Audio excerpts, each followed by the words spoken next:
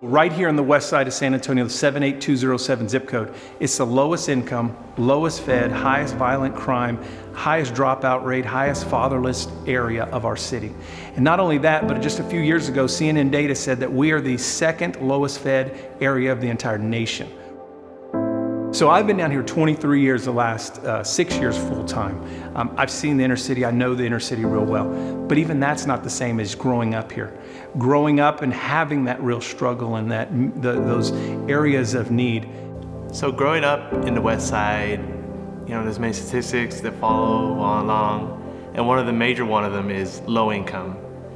And it was just my grandfather, he was a retired man, didn't have much money to live on, he was getting assistance from the government.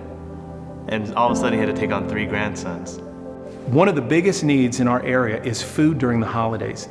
When the students are in school, they're getting food from the school for breakfast, they're getting lunches, but when you're on the holidays, they don't have food. So for you to deliver food to them that they can serve on their Thanksgiving, it ensures there's gonna be something on that plate that week.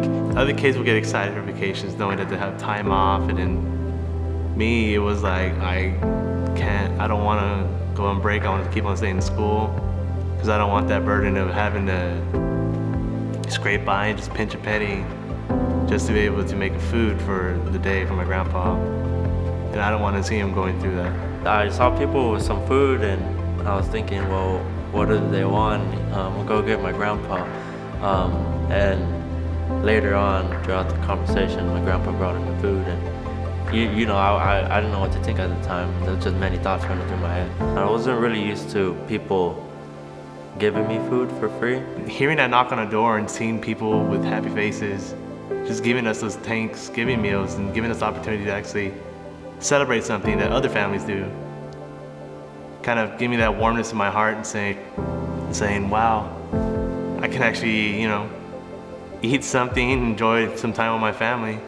In Matthew 25, Jesus said, you gave me food when I was hungry and a drink when I was thirsty. You served felt needs of the least of these. What you're doing in this type of ministry and giving out the foods for families, you're bringing that food, that tangible thing, just like Jesus said we should do, but you're doing it personally, face to face to a family. And you get an opportunity to pray with those people so they not only get the food, but then they know that there's somebody behind it that's greater, not just you that hand it off, which is awesome, but there's the one in heaven that loves them, that cares for them, and that he's bringing it, and we're doing it in the name of the Lord. It shows that you actually care and you have compassion for the people down here. They see somebody who comes and just willingly gives out of their own finances, out of their own time, out of their own efforts.